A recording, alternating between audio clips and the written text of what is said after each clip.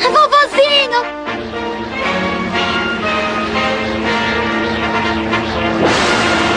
Eu agradeço, Sr. Kaiô, e a todos os amigos do universo!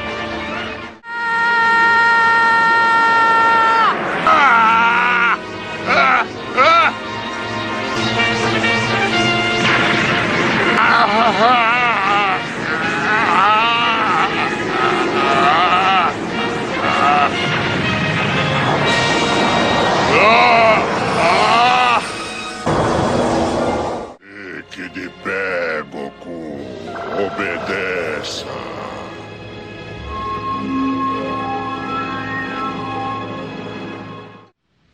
Suponho que também já saiba porque este mundo se uniu com o outro e todos os mortos ressuscitaram. Sim, porque as esferas do dragão começaram a apodrecer, não é? Tudo indica que vocês, terráqueos, desperdiçaram demais os poderes das esferas do dragão. Não posso permitir que continuem usando as esferas como bem entendem. Vou sumir com as esferas do dragão para que não cause nenhum dano. E eu também vou partir. Tá legal, eu tô de acordo com você, Shenlong. Mas será que pode atender o último pedido meu? Eu preciso de ajuda. Muito bem, diga qual é. Olha, muita gente inocente morreu por causa desse incidente. Mas foi tudo pelas esferas do dragão, que são totalmente desconhecidas deles. Por isso a gente quer que você ajude a reviver todos que não tiveram nada a ver com isso. Na ocasião, a Terra sofreu grandes tragédias. Mas queremos que ela volte ao normal com o nosso próprio esforço.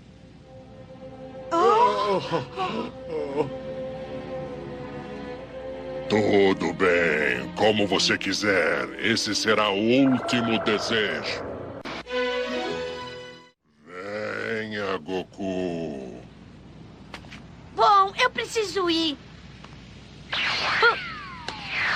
Kakaroto, você vai treinar? Kakaroto, não me diga. Hã? A gente se vê, Vegeta. Até mais! Tem razão. Vamos lutar. É isso aí. Vamos embora, Pan. Espera, Trunks!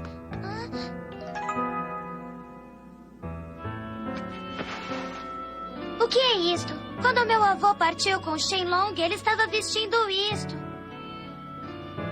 É melhor guardar com carinho, Pan. O que é?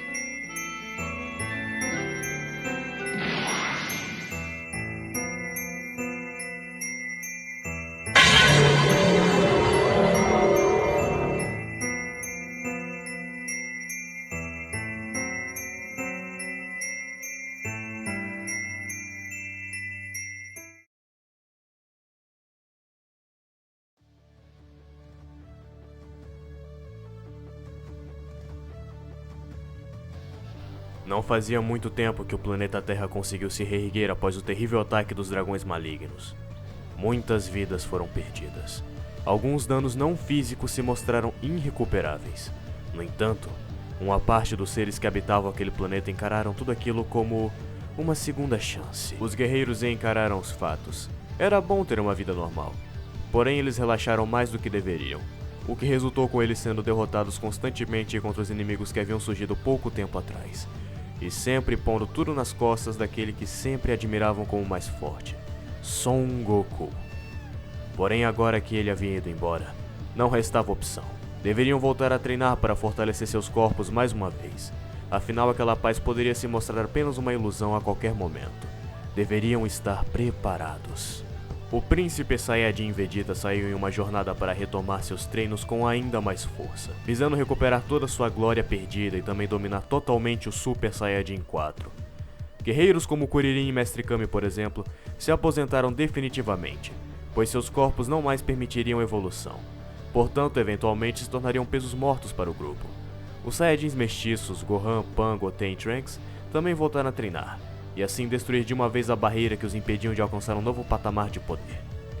Eles deveriam conciliar suas vidas pessoais com o treino, mas felizmente não era difícil. Gohan e Pan treinavam juntos depois da escola e trabalho, mas claro, conseguiam tirar um tempo para resolver questões pessoais e também o lazer. Goten e Trunks faziam a mesma coisa. Sempre que tinham tempo livre de seus trabalhos, eles se encontravam para treinar, voltando ao auge de suas infâncias, adquirindo não apenas novas transformações, como também aperfeiçoaram a fusão Gotenks. Tudo parecia bem, na medida do possível, é claro, pois ainda assim, no fundo, todos nutriam um certo medo, pois mesmo com os treinos, eles não tinham certeza se conseguiriam enfrentar as novas ameaças que poderiam surgir. Devido ao desaparecimento de Goku, uma espécie de memorial foi construído pelos seus amigos em sua homenagem. Lá, Gohan ia constantemente para assim ter algum tipo de contato com seu pai, onde ele sempre falava que queria ter passado mais tempo junto com ele, como admirava como guerreiro e pessoa. A pequena Pan também sentia muita saudade de seu avô. Muitas vezes ela se culpava por não se considerar útil o suficiente para ajudar nas batalhas, pois sempre tinha que ser salva, já que suas habilidades de combate não eram tão boas, e isso a fazia se sentir um grande peso constantemente, sempre almejando a mudança dessas coisas. Todos os dias, dando o melhor de si nos treinos e nos estudos, dando orgulho não só aos seus pais, como também à memória de seu avô.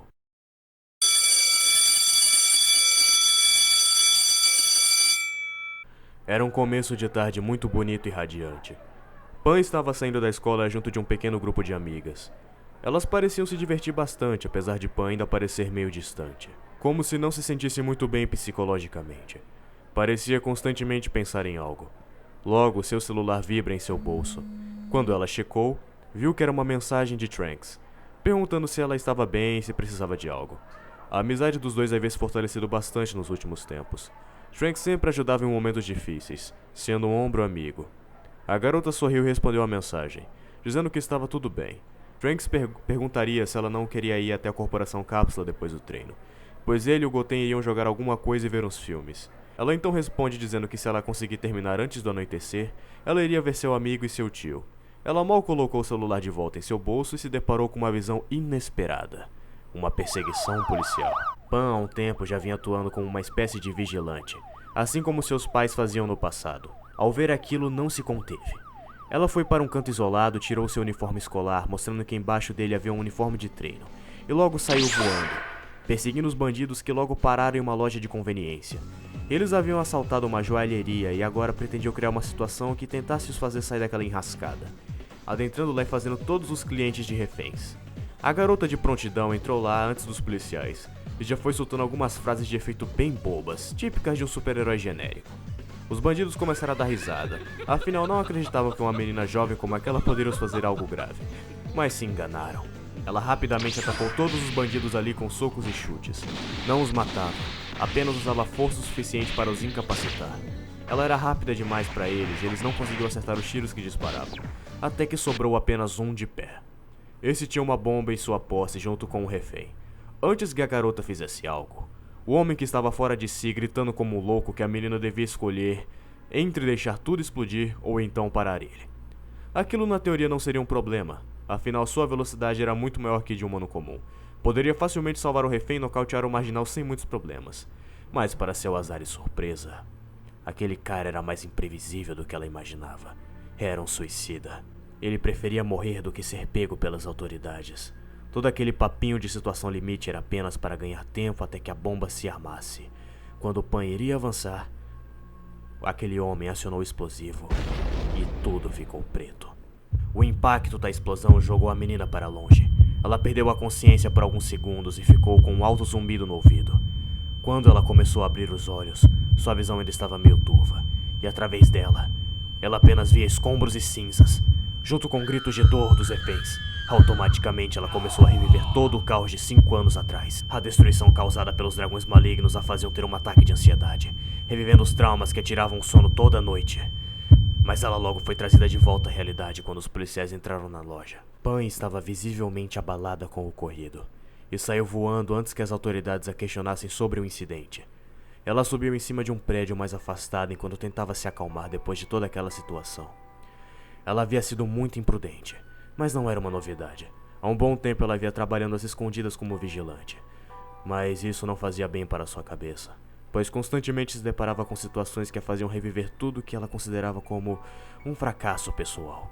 Mas ainda assim, tinha um forte senso de justiça e um esforço quase infantil, tentava compensar suas falhas anteriores batendo em criminosos, querendo fazer algo de bom para as pessoas. Ela conteve as lágrimas até que finalmente se acalmou um pouco, mas ainda assim não estava em devidas condições para fazer alguma atividade mais puxada. Nesse momento, Gohan mandou uma mensagem, perguntando se sua filha estava bem e se ela iria treinar naquele dia. Ela respondeu dizendo que não iria treinar, mas que estava bem e queria ir para casa na hora do jantar, avisando inclusive que estaria na casa de Trunks.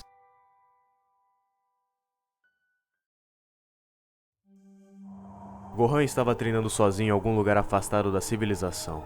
Era um campo montanhoso e cheio de grama. O ar estava frio e pesado. Mesmo sem sua filha ali, ele não poderia parar com os treinamentos. Desferia uma série de golpes no ar. Utilizava dos conhecimentos que havia adquirido treinando com seu pai Piccolo. Em certo ponto, ele se transformou em Super Saiyajin e começou a lançar esferas de Ki no ar para testar suas capacidades. Ele havia evoluído muito.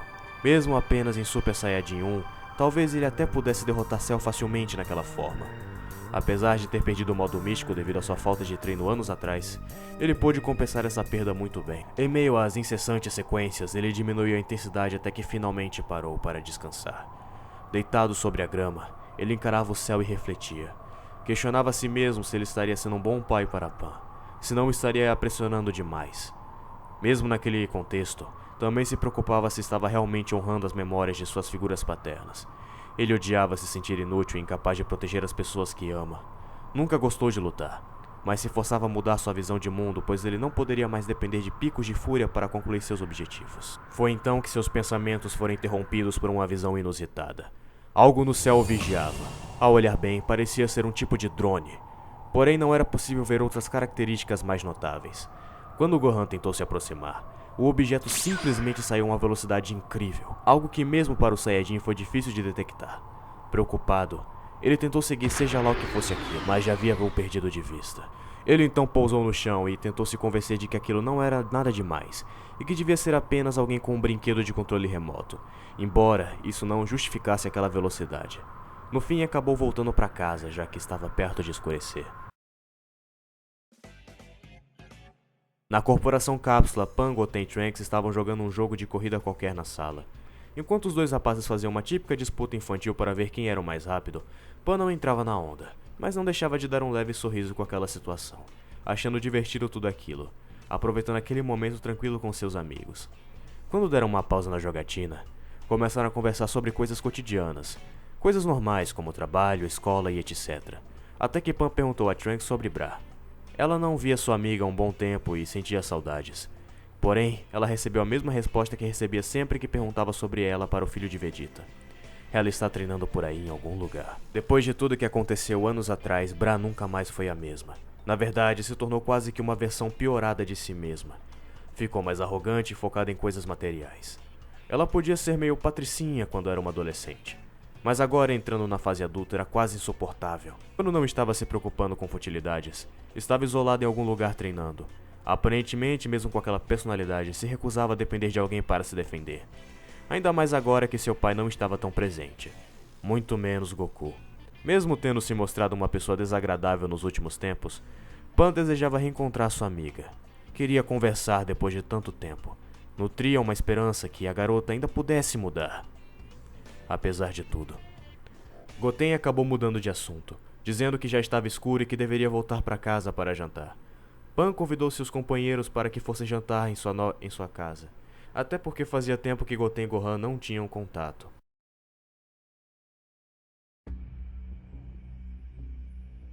O mesmo drone que Gohan havia avistado horas atrás agora estava em uma floresta à noite. O objeto pousou e logo se abriram compartimentos em sua carcaça. Dele saíram pernas mecânicas como as de uma aranha. O ser mecânico emanava uma luz vermelha através de uma lente enquanto andava rapidamente por aquele lugar. A luz se comportava como uma espécie de scanner. Parecia procurar algo, até que finalmente se deparou com aquilo que precisava.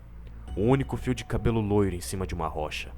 Aquilo então utilizou uma espécie de pinça para pegar aquele item e logo o recolheu para dentro de sua estrutura. Drone logo chegou a uma espécie de caverna desmoronada. Enquanto se esgueirava pelos escombros, era nítido a presença de tecnologia naquele ambiente. Ao chegar em certo ponto, o ser mecanoide liberava uma espécie de britadeira que perfurava o chão, até que atingisse o subsolo. Entrando lá, se deparou com um laboratório relativamente intacto, apesar de envelhecido pelo tempo. O estranho robô passa por 3 cápsulas vazias, intituladas com a numeração 15, 14 e 13. Quando chegou no que parecia ser um computador central, utilizou um cabo para gerar uma imensa carga de energia que religou todos os sistemas ali. Esse mesmo fio logo foi encaixado em um tipo de entrada circular com um símbolo biológico do lado.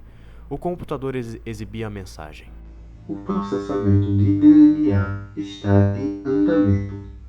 Por favor, aguarde. Aquilo logo subiu de 1% até 100%.